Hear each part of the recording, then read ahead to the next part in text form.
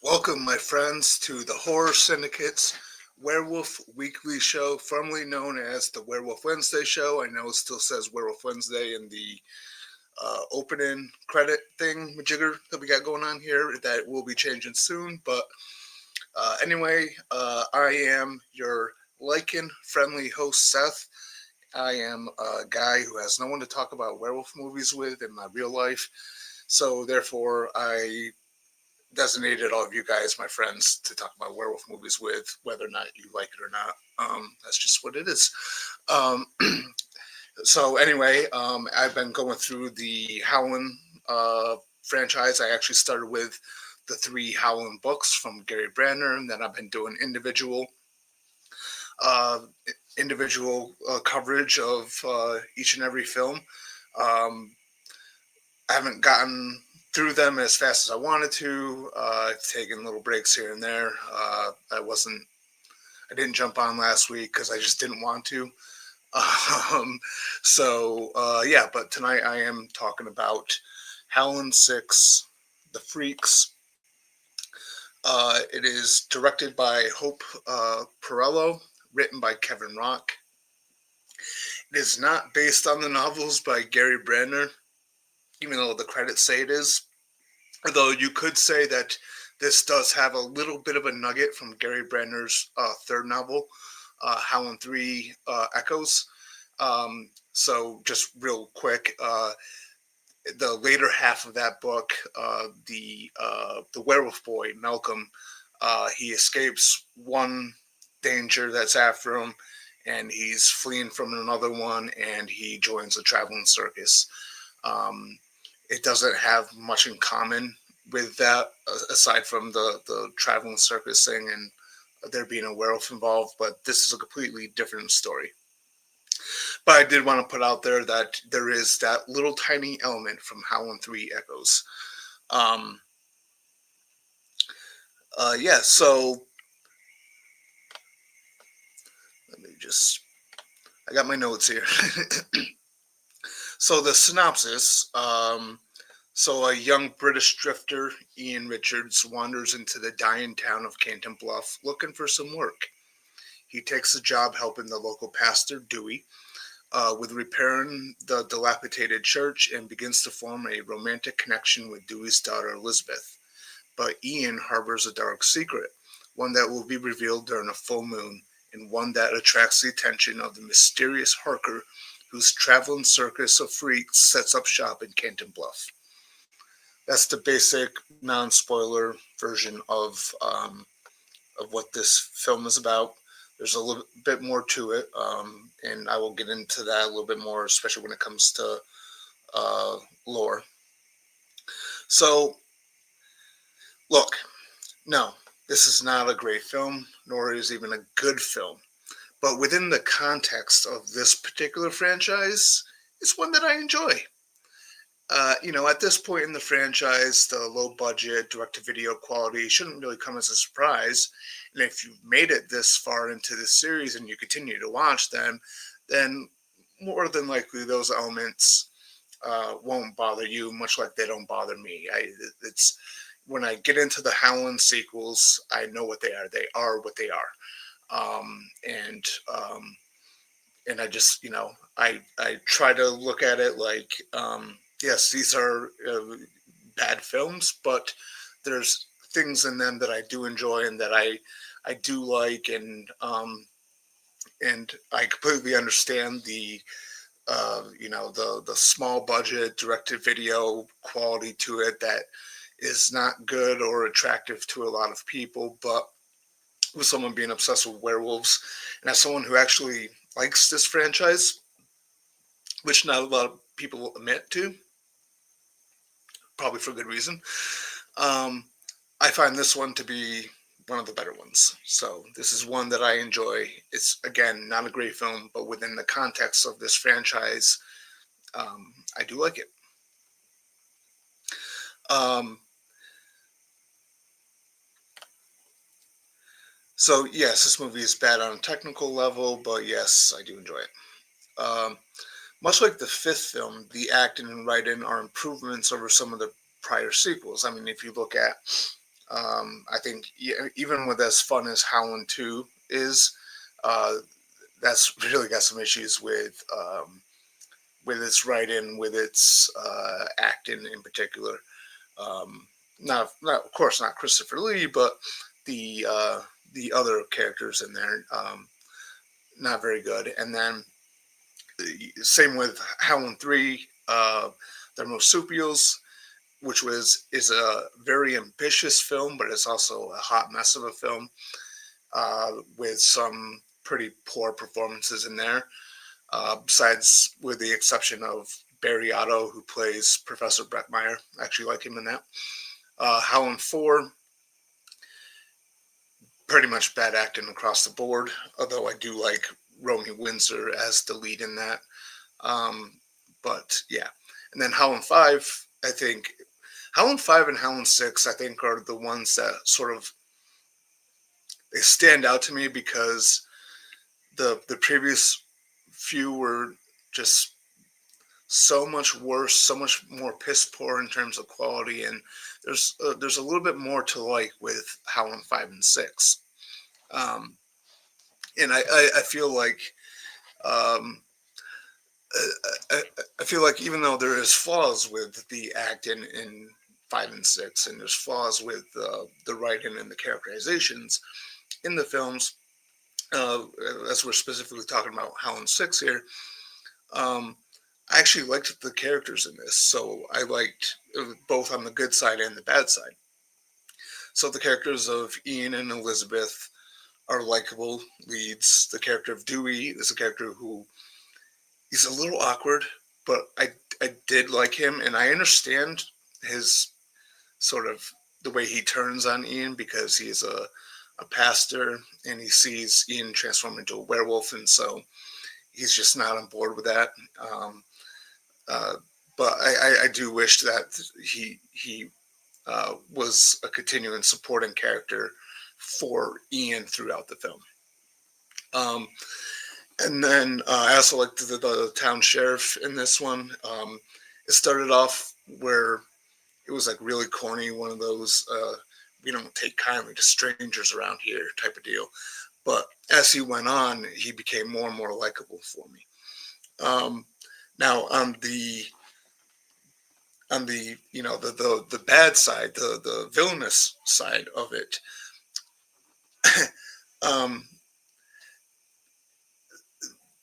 Bruce Payne's character of Harker, I think, and all of his like colleagues of his assorted freaks, they make for I think for solid antagonist for this film. I will say though that the standout character for me is Winston the Alligator Boy, played by Sean Sullivan. He may be the most sympathetic character I think in the whole franchise. I really liked him. I really like Sean Sullivan's performance as Winston. Um, yeah, so the characters, again, not great, right? I'm not gonna um, bullshit anyone and say that this is great acting or whatever, but within the context of the franchise, huge improvements over what's come before. Um, Additionally, I do like a bit of the world building that this film does, not only with the inclusion of other freaks and oddities of nature, but particularly with its lead antagonist Harker being a vampire. Spoiler alert, Harker, played by Bruce Payne, ends up being a vampire. And I just kind of like that this film and this franchise went there at this point. It opened up the world a bit more to the other creatures of the night, if you will. Now, while I don't love all the effects work in the movie, and a little bit more on that later when I get into the werewolf specific topics of the show, um, I think the effects are mostly good. Harker's true vampire form looks really cool, in my opinion, and the effects for Winston also looked really good. Um, I would say, though, when it comes to this film, as for my negatives, obviously I've already alluded to the quality, the low quality of the film in terms of, it being a low budget, direct to video, not exceptionally well made uh, uh, picture, but it is. But those are things I'm a little bit more forgiving on in the grand scheme of things. I think at this point in the series, you got to be used to it if you continue to watch them. But one of my big negatives is the score for this movie. I don't think the score is very good at all.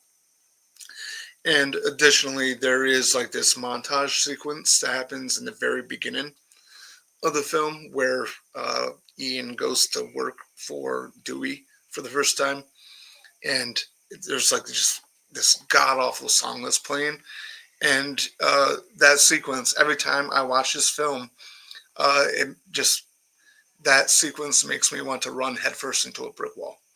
Um, so I don't really have too many negatives for the movie because I'm already kind of forgiven on the low quality of the filmmaking and all that. Um, it's mainly just score related, music related stuff that I just don't really care for with this film. Okay, so now get into my werewolf specific topics. So the werewolf type here is a man wolf hybrid. This is I think that's pretty self explanatory. This is like the wolf man type.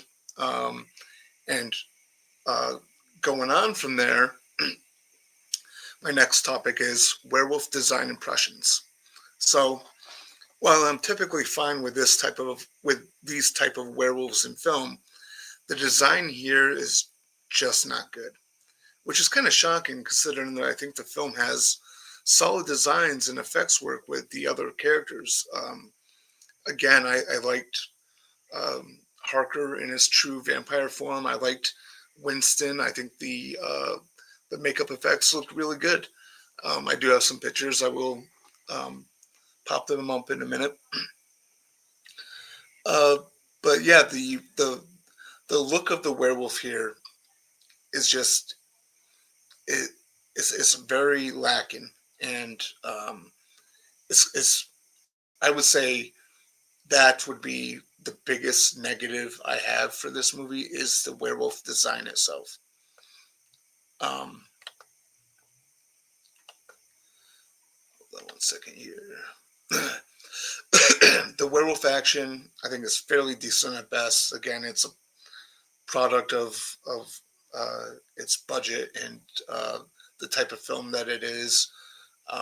Nothing great, nothing terrible, but for the werewolf transformation, I think it's pretty good for the most part. It's very reminiscent of the old The Incredible Hulk TV show with Lou Ferrigno and Bill Bixby. You have it, there's good sound effects when it comes to this transformation that happens in this film. But then it's your standard stuff where you see the back of Ian as the shirt rips and stuff like that. Very Incredible Hulk like. Um, but I think, especially considering that one, we didn't get a transformation at all in part five. Part four, there's I think a great example of good special effects with the Richard character melting down, but it makes no sense as a transformation. And the other transformations in Howling 4 just look terrible. Howling 3 transformations look terrible. Howling 2 uh, barely transformations.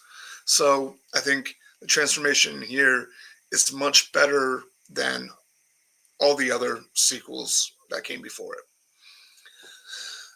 The werewolf sound effects, I think they're standard. They're not great. They don't. The werewolf doesn't really sound threatening. Again, yeah, it is what it is. Or so basically, it's established here that the character of Harker is responsible for Ian becoming a werewolf uh, after attacking Ian's entire family. So what they establish in this is that later on in the film, they established that Ian's father was someone who hunted down creatures of the night.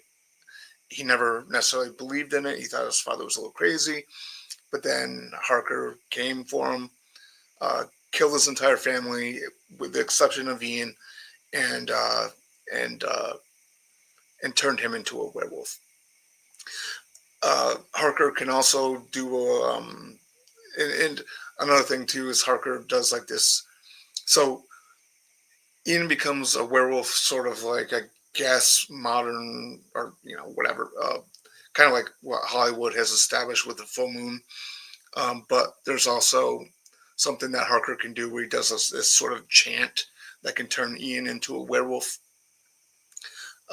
So I mean that's pretty neat too. I think overall I do wish that there was more to the werewolf side of this, but I think most of the efforts were put into Harker and his crew. So there's not really a whole lot of werewolf lore in here. I think honestly, with the exception of the first, I mean the first three had, well, yeah, kind of decent werewolf lore. Four not so much. Five did a pretty good job with it, but um, here it's just basic surface level, because this is a film. It's a story that involves uh, many different freaks and types of creatures that are out there. Um, yeah, I'm actually breezing right through this. So, as a whole, it's not a great movie, but for this franchise, it's one of the better and more rewatchable entries, in my opinion. Um,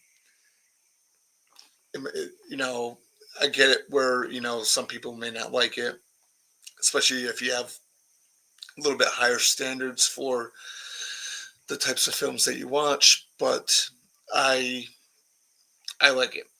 So anyway, here is yeah. So this is a photo of Ian as the werewolf, and I just don't like this at all. I wish there was more of a snout or something, or even if they wanted to fully embrace the Wolfman look, like I wish they did that. This just looks kind of lazy and cheap.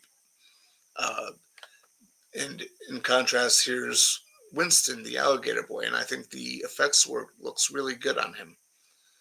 Um, so there's that, and also cool little fact, and I could never find this for the longest time of watching this movie, but I heard about it, and I finally I finally found the photo that shows it. So Elizabeth Shee's character of Mary Lou Summers from Howling V, The Rebirth, has a cameo in this film uh, during one of the circus scenes. And for a refresher, here is Mary Lou from Howling V, The Rebirth, who is a character who is portrayed as completely ditzy throughout the fifth film, and then you kind of the twist at the end of that film is that she's not really ditzy. She's the werewolf the entire time. She's the werewolf that takes everyone out at the castle. So that's her from part five, and here she is in a sequence from part six. This is her with the black dress with the white polka dots. Um, it's like a blink and you miss kind of moment uh, during one of the scenes, but I thought it was cool that she continued, that she had this little cameo in this. Now, spoiler alert for the next film: the character of Mary Lou does come back in part seven, but it's played by a different actress. I kind of wish Elizabeth Shee got to play that part, but I thought that was a little fun fact. Um, I don't have much for stuff on this one. I have the German uh, Blu-ray DVD combo things for Howling 4 and 5. I guess they put out some of the other ones too, and I found out there is one for part 6, The Freaks. However, I got to track that down. Um, Hopefully, it's not too expensive, but I do plan on getting it. But I do have this VHS copy of Howling 6, The Freaks.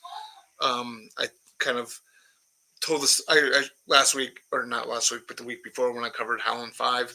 I showed off my VHS copy of Howling 5 as well, and I mentioned how like when when one of the local video stores here in town was closing down. They had a big sale, and someone found Howlin' 5 and 6 for me and grabbed them. I don't remember if it was my parents or if it was one of my friends, but it's pretty cool to have this. And then I also have it's all the way over there, but I have the Howlin' 5 and 6 dual DVD. But I do need to get this. I do need to get the German uh, release because, again, with Howlin' 4 and 5, those the quality of the picture and sound is really solid for those films, and they look great on my TV. So I might as well get part 6 as well. So yeah, there's my thoughts on Howlin' 6, The Freaks. I'll go over my thoughts again a little bit later, just real briefly before I close out. However, I am going to jump into some comments. I don't got a lot, so it's going to be I think it's going to be a short night, and that's not a bad thing. Sean Sheridan, my friend from across the pond, who on his own YouTube channel, Sean Sheridan Movie Reviews or something like that, he did a ranking of the Howlin' franchise. This was his first time seeing all the sequels, and uh, he's a trooper for the Horror Syndicate, and so just want to give a shout out to him and his channel. Irish Sean did a ranking, and go check it out. But anyway, he says, "Happy Halloween! It's Halloween here." Okay, well that's cool. Happy Halloween! Everyone's entitled to one good scare. He says, "Howlin' 6, bad movie, watchable. Carnival, it's different, yes, but it feels like a script converted to a Howlin' movie." Yeah, I agree. That's exactly my thought. Like it's it's definitely a bad movie, but it's like a rewatchable movie. It's got some, I think, decent elements to it, and within the context of this franchise, I do enjoy it. Um, Itchy says, "Happy Halloween! Happy Halloween to you." Stay tuned for the big giveaway at 9.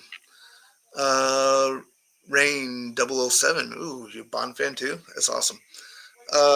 Hey Seth, good of you to spend Halloween Eve with us. Well, thank you. I appreciate it. I was going to do this last night, but I had a kind of a rough day and I was not in a good mood, so I decided to wait till tonight. Uh, the Howlin' set the bar for the best werewolf design in the franchise. Absolutely, absolutely true. I consider these kind of werewolf designs only partially transformed. Also, not a fan of some of the editing or the soundtrack. 100% agree with you there. It's weird. This is like one of the most inconsistent franchises in terms of like werewolf design.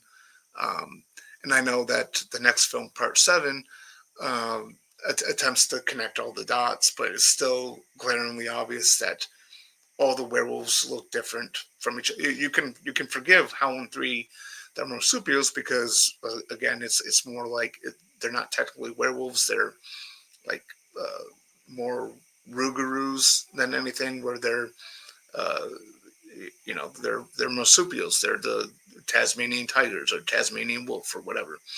Um, but as far as like from the looks of the werewolves from part 1 to part 2, completely different. And then to part 4 and you don't really see much of the werewolf from part 5. And then of course then there's this.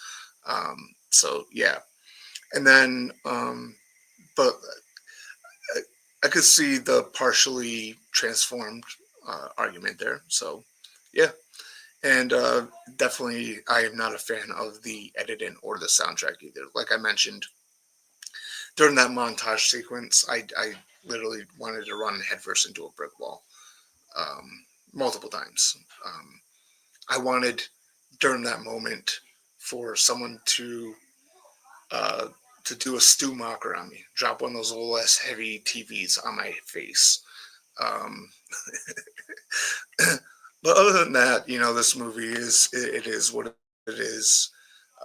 If you don't I totally understand if people just cannot get into this franchise, or after maybe watching like parts 2, 3, and 4, you just stop. But I do think 5, The Rebirth, and 6, The Freaks, are um, the are the two better sequels.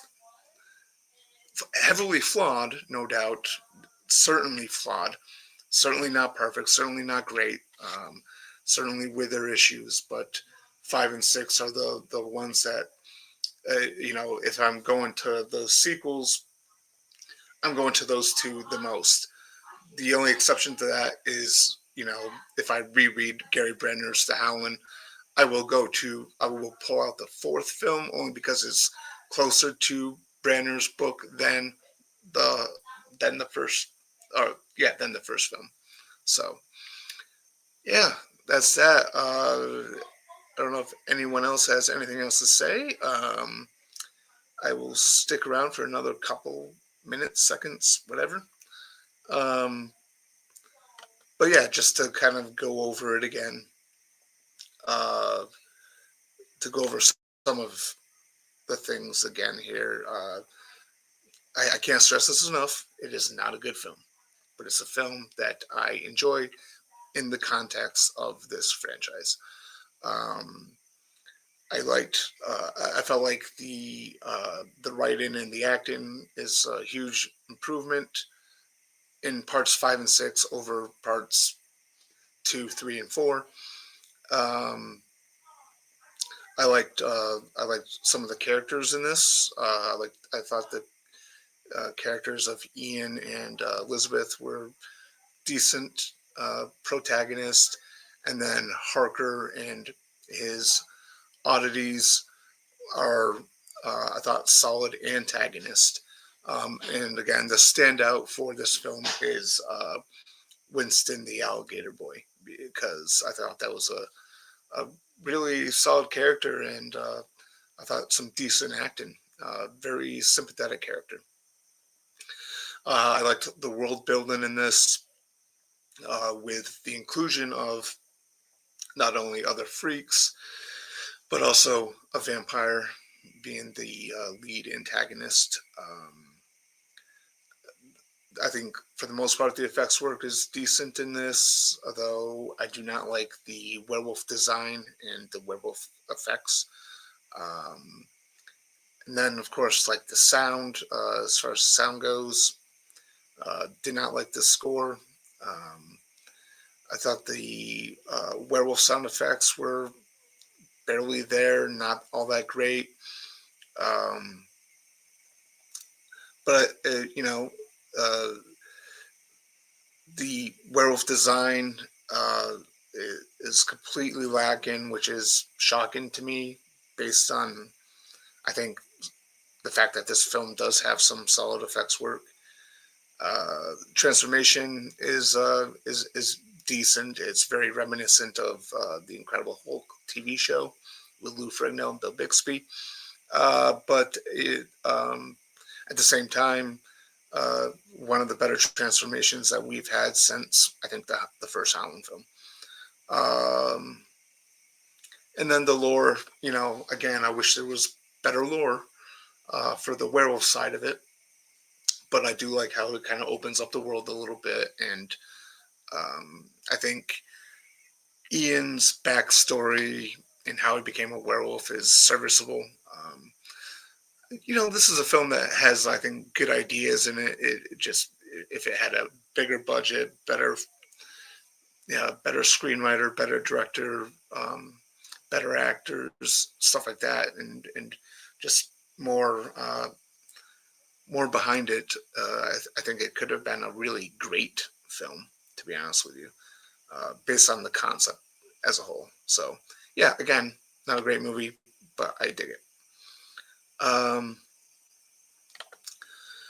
Hello, Seth. How you doing today, my friend? I watched the Scream 7 trailer already 12 times. It's so good, and there are so many clues in that trailer pointing to Stu being alive. Yeah, that trailer was actually pretty good. It got me pretty amped for it. I was like, kind of like going into it. I was like cautiously optimistic, especially with the fact that Kevin Williamson was back involved with the franchise again, this time as director. Um, but I was like, with all the cameos or all the previous cast members that they've announced, I was kind of nervous of the direction they were going in. But the trailer sold me on this new film.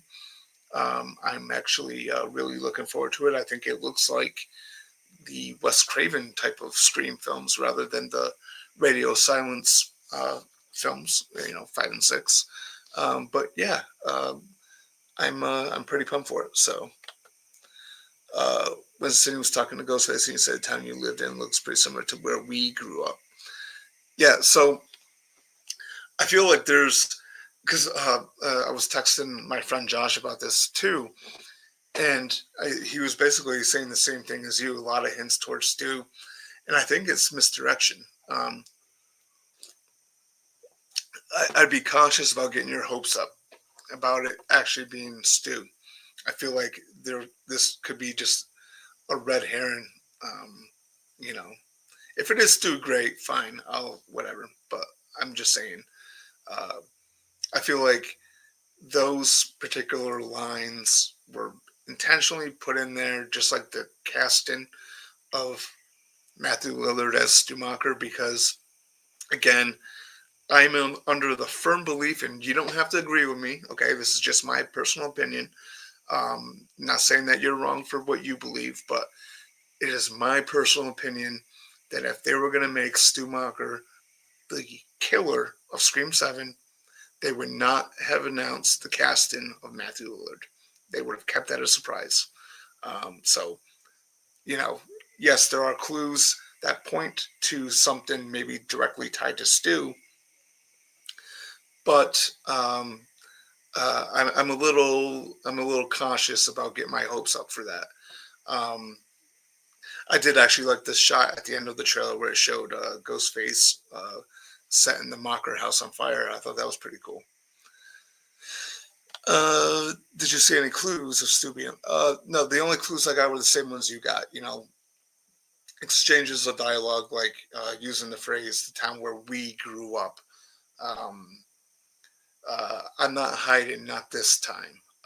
And then at the end, or towards the end of the trailer, um, what did he say? There was like a line that was like pretty close to something Stu said in the first film. What was it?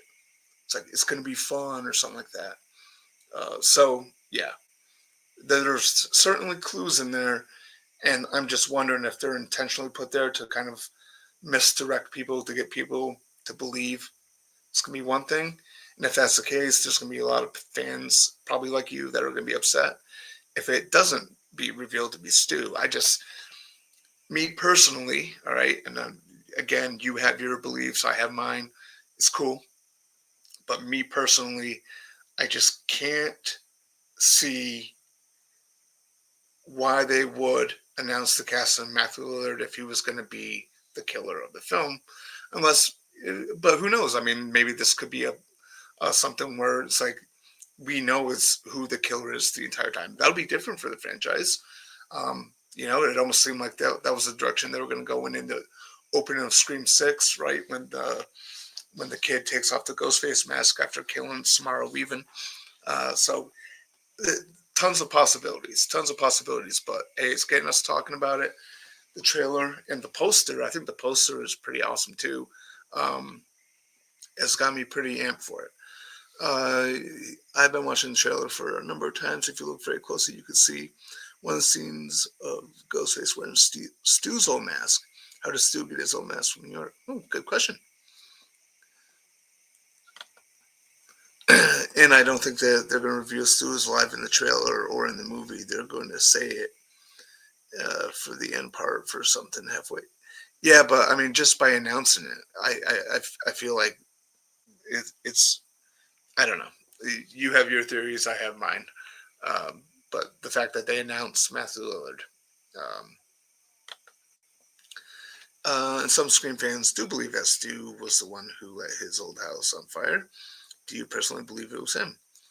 It So I don't know. I'm not what because again, I'm not 100% sold on the fact that this killer is Stu, despite all of uh, the hints and the clues that are, I think, intentionally left. Um, but if it is Stu in this film, and he's the one that burns down his house, and he says, "I'm burning it all down," I'm very curious for his motivation for that. So we'll see when the film comes out. Yeah, I mean, if it is him, it's fine. I can accept it. Some fans can accept it. I can. I don't care. I'm fine with Jason Voorhees getting struck by lightning and coming back from the grave that way. Um, so there's that. So Scott, let's get back on topic here. Have you seen Howling VI, The Freaks? And if so, what do you think? Uh, I'll stick around for a few more minutes. Not many comments are rolling in. Didn't figure it would with this film. And I think it's going to be even worse next week. My God, next week I have to talk about Howling 7, New Moon Line Dancing. That's gonna be a treat. Alrighty. So anyway, it doesn't look like there's many people. So anyway, um, Howling 6 The Freaks, not great, but I enjoy it. Got another comment. Happy Hallows Eve and Halloween to our friends overseas. Hope everyone has a great weekend. Yes, absolutely, I agree. It's Halloween. Everyone's entitled to one good scare. Or you can go around and say, shit, Earl, that was Ted Hollister. You dumb son of a bitch. You said you saw Myers. Or you can go around saying, Evil Dies Tonight, because people love that. I'm pretty sure. I'm pretty sure people on the internet love the phrase Evil Dies Tonight. I could be wrong about that. But it seems like that's a really popular slogan. Um, yeah, so just quickly, uh, back on topic before I close out. Howling 6 The Freaks. Uh, it is what it is. I've said my piece on it. Do not like this werewolf design at all. Uh, but I do overall like the effects work, and I do like this character of Winston, the alligator boy.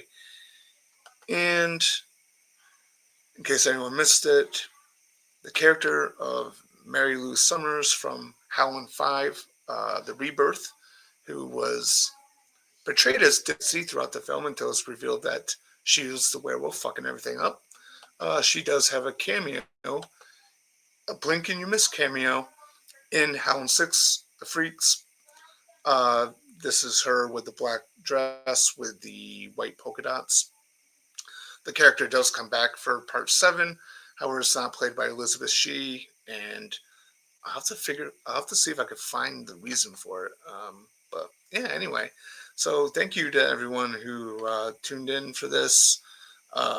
Obviously, Sean Sheridan, who's always commenting. Uh, Itchy Donnelly, another reoccurring person. Thank you very much. Rain 007, hopefully a Bond fan. Uh, and Scott Walker. So yeah, have a great night. Have a good and safe Halloween. And if you're a parent out there, don't be afraid to get your dad tax on Reese's peanut butter cups. I'm telling you, it's a thing. Good night.